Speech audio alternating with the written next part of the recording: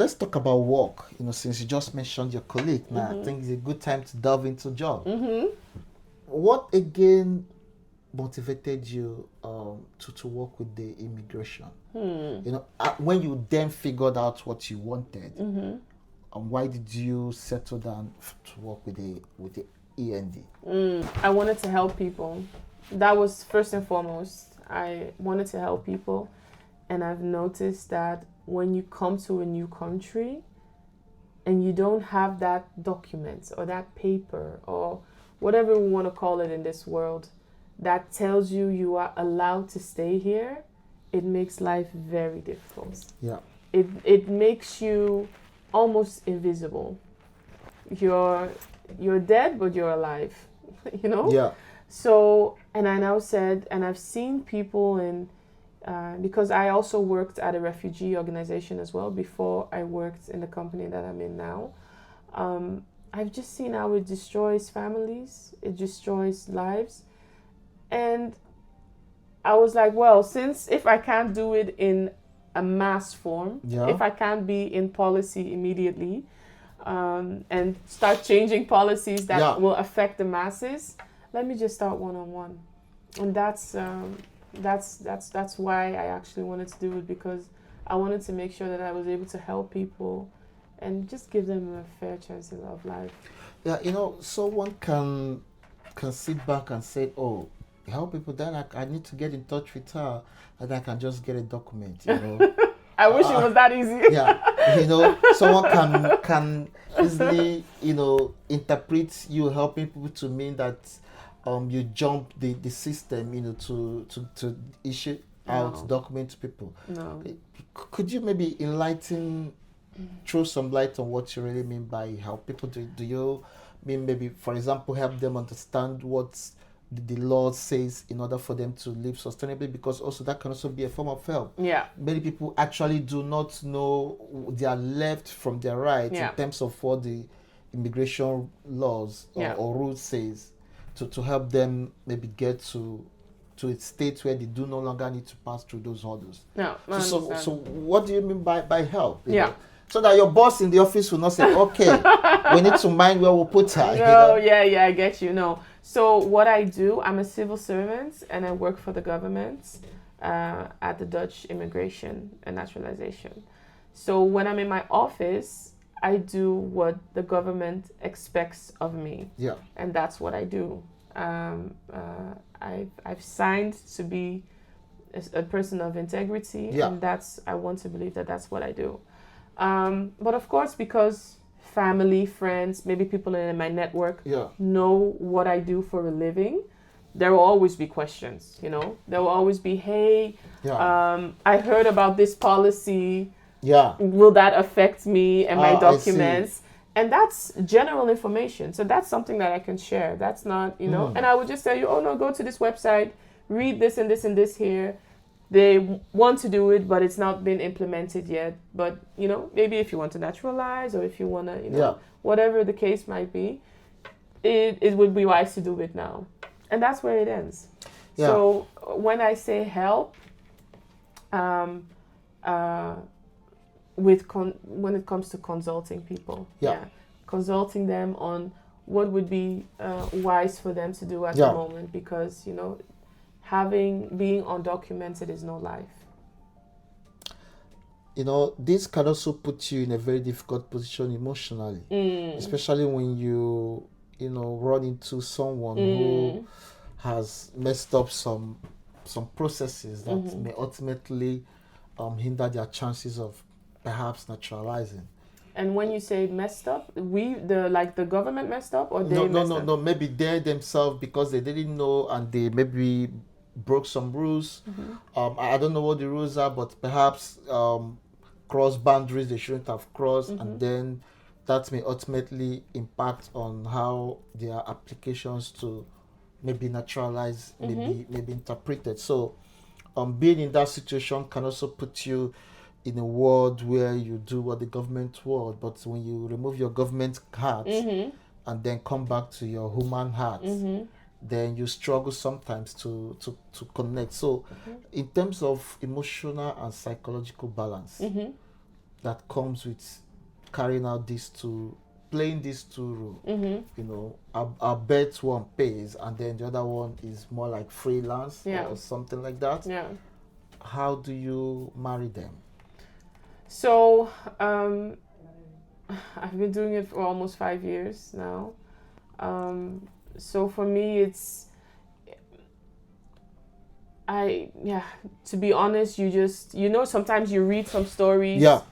And as a human being, you'll be like, yeah, it's not nice. And if I could, I would just say, yes, approved, here you go. Yeah. But there's also an aspect of law that I have to implement.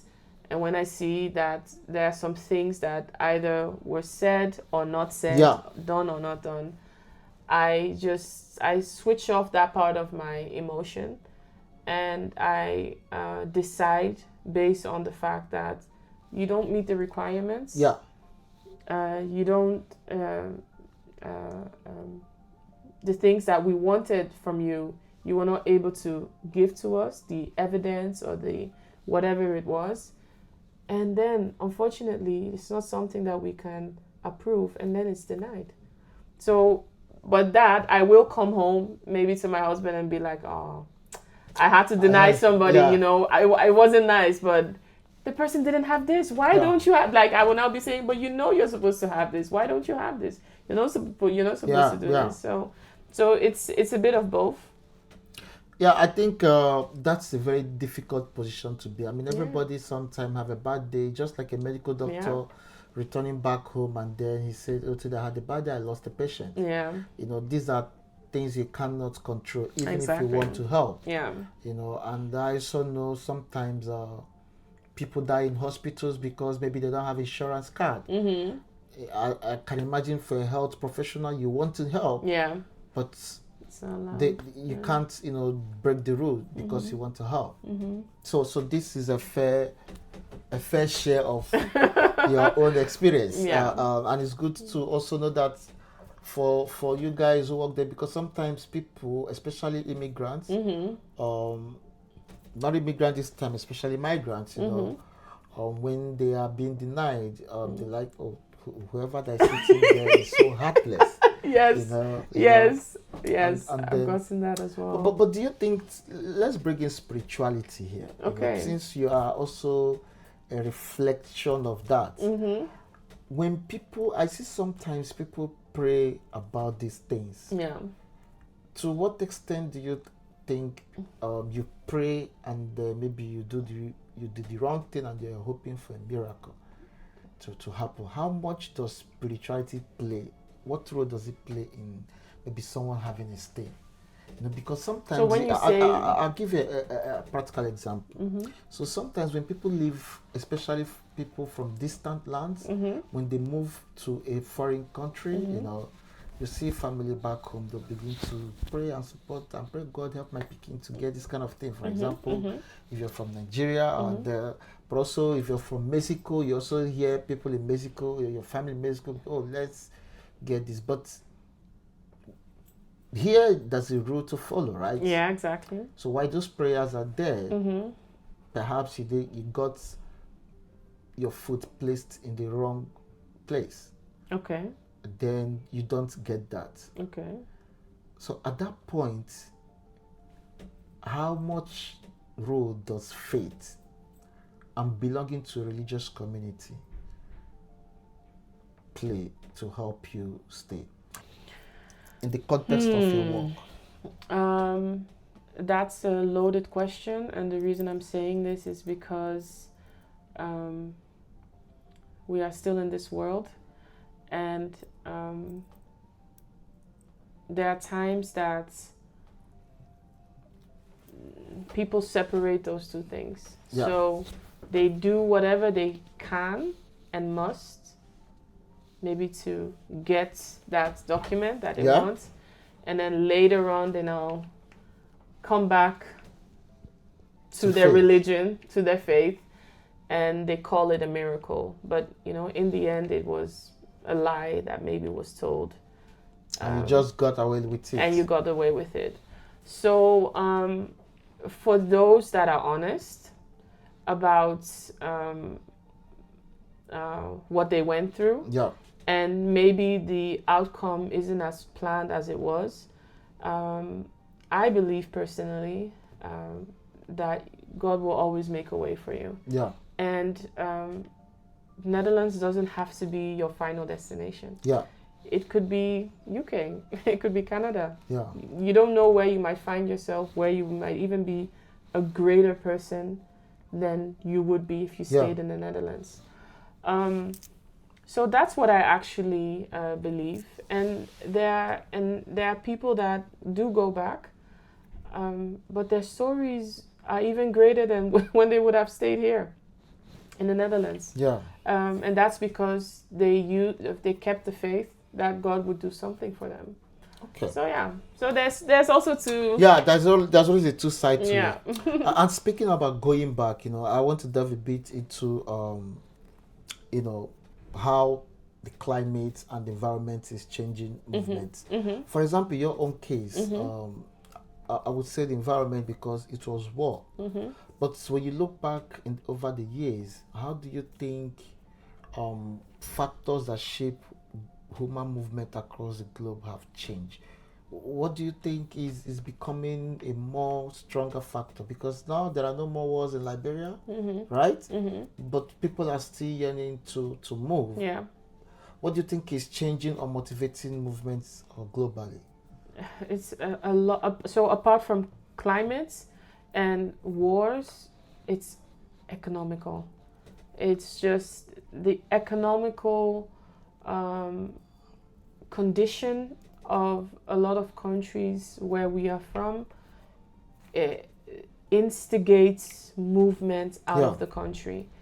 And now also, social media has also opened a lot of eyes for people, because you can just open your phone and scroll and maybe put Copenhagen, and then you see, wow, okay, this is how they live in Copenhagen. Well, it's so structured.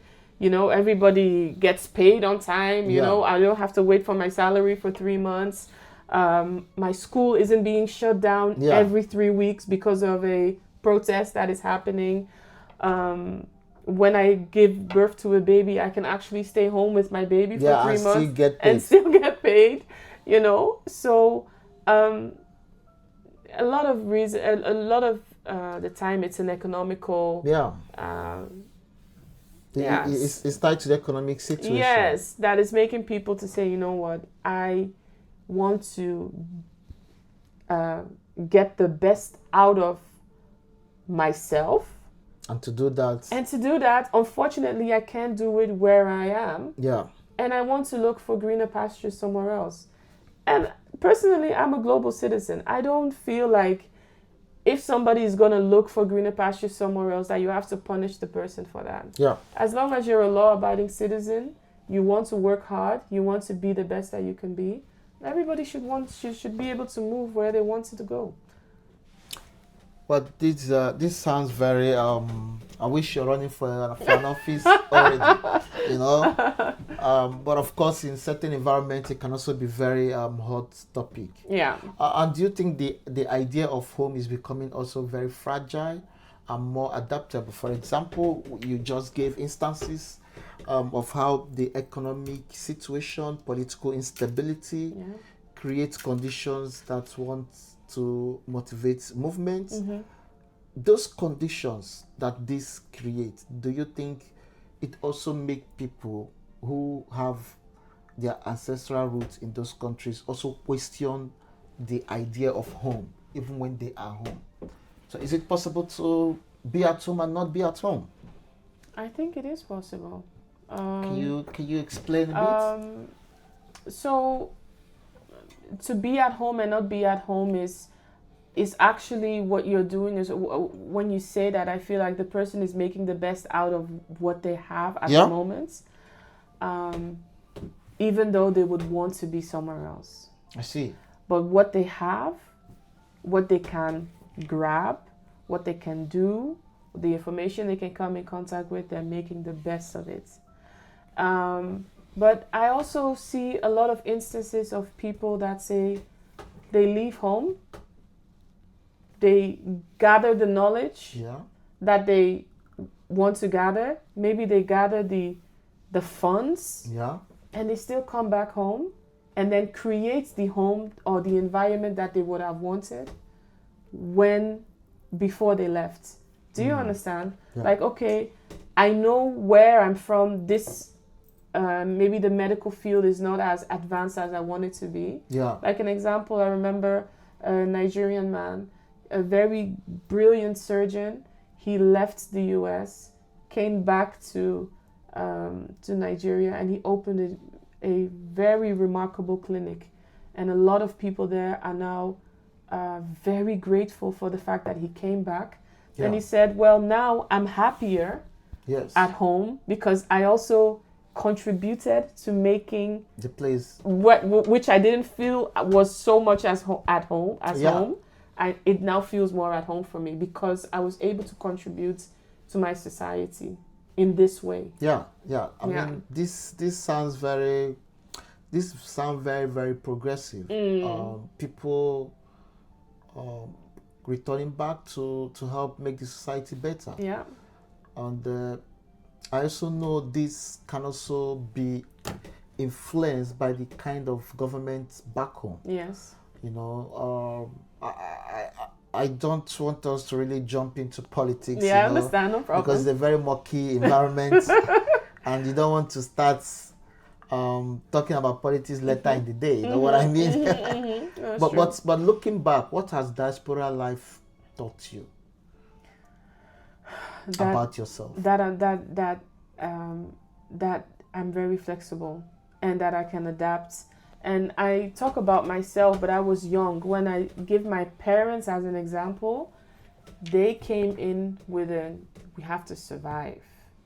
You know, they did not come in with the notion of, okay, I have to integrate, I have to learn the language, I want to be a part of them. And no, they just came in and they said, wow, I escaped the war, thank God. My daughter is safe. I have a sister. My other daughter is safe. I can rest. And what I can now give to you, my children, I'm not speaking from the perspective of my family, what I can now give to you, my children, is a better life, a stable life, but I cannot get to where you are right now. So I want to believe that everything that you have here, all the opportunities that you have here, you grab them. So for me, diaspora life is maybe almost not diaspora life for me per se, because of how young I was when I got here. But I do know for my parents, it was just a landing place to be safe. And what they are going to do eventually is leave and go back to a place where they do feel at home and can now be amongst the people that the culture.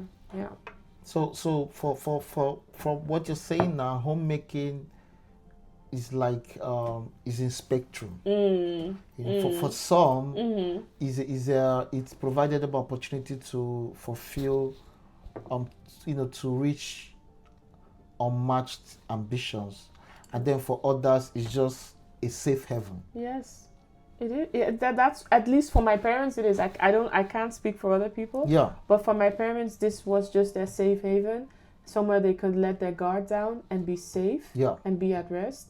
And for us, this was an opportunity to jump and be the best version of ourselves that we can be. You know, you use the word jump. I just want to pick right on that.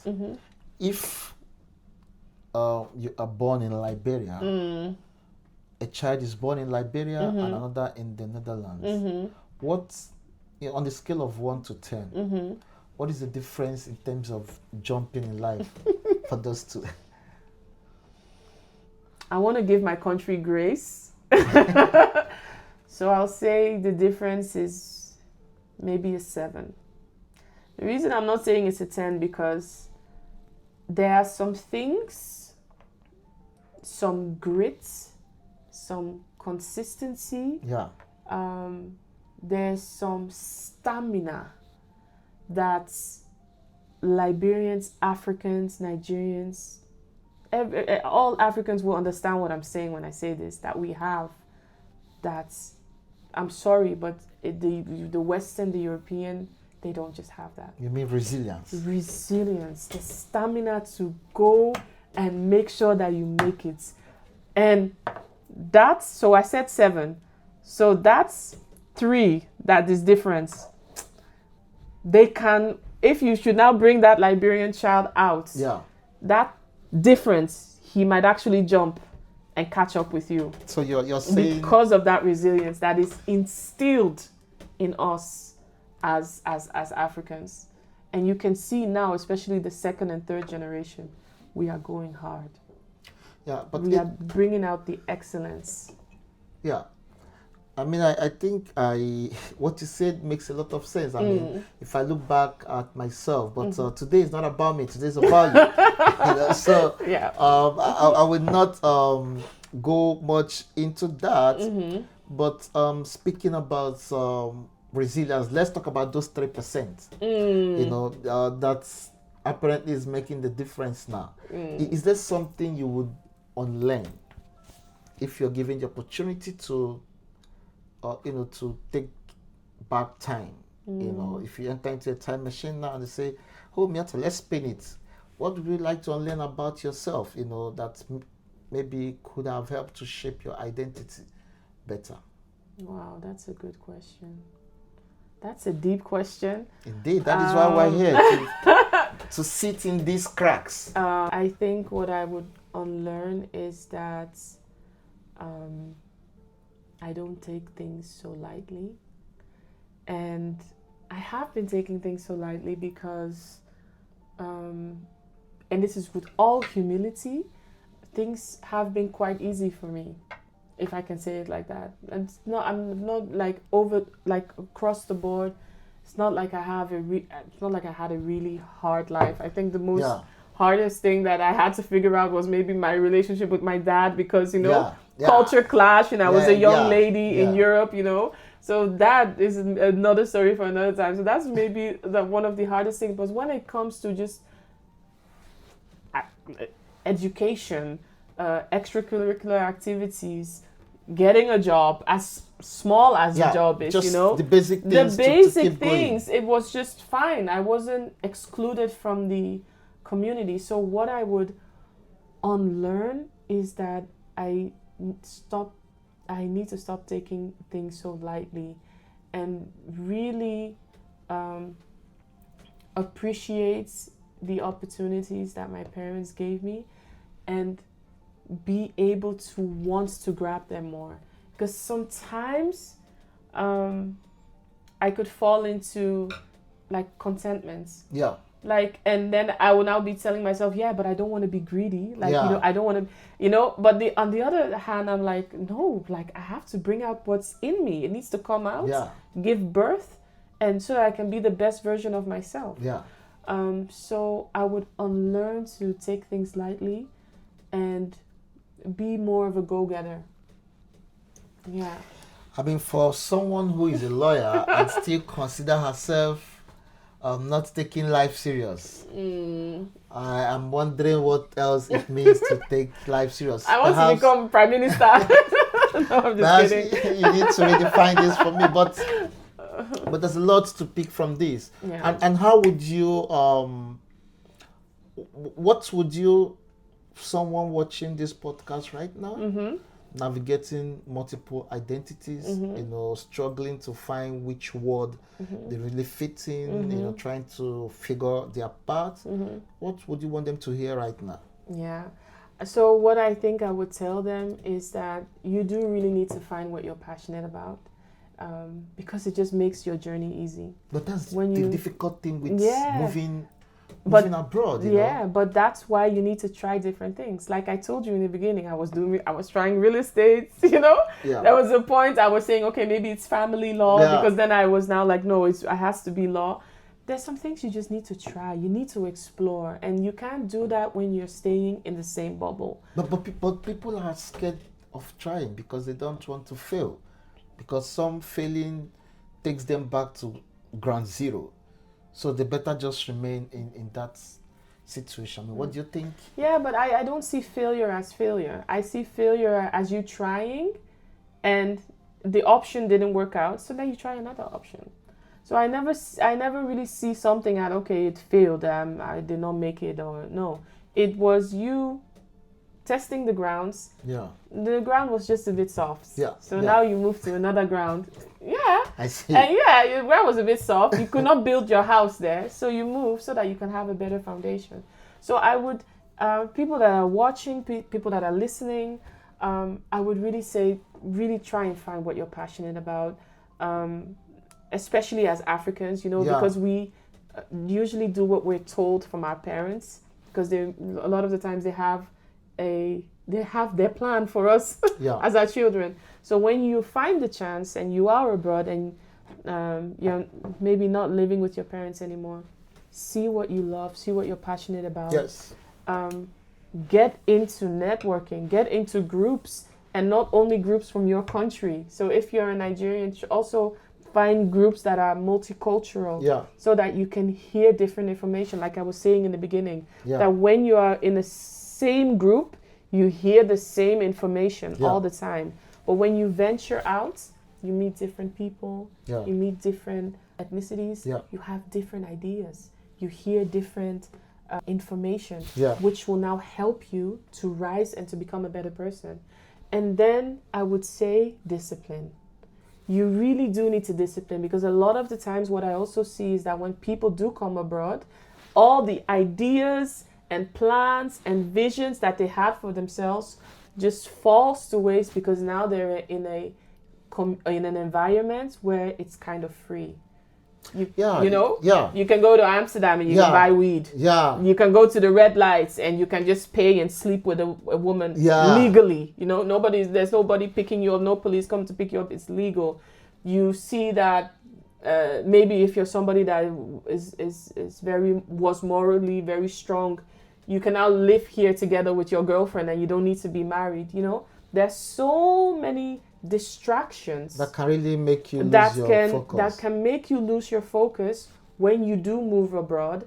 So discipline. This is not the time for people having to call you and to motivate you to want to do things. You need to be disciplined. So you think that when people move abroad, they should become their own motivator from that point? You need to just discipline yourself. I don't know how you want to motivate the discipline, but just that should be the key factor, because without it, you will not get anywhere. This is quite profound. You know, seeing that many people run away from Nigeria or maybe any country because they also want more freedom, especially the Gen Zs. Yeah, true. You know, they want more opportunity to explore life. Yeah. And then to come here, you tell them to be disciplined. Looks like, oh, that's the reason I'm living there. Yeah. You know, it can be very difficult, and I do agree with you. People should learn how to discipline themselves.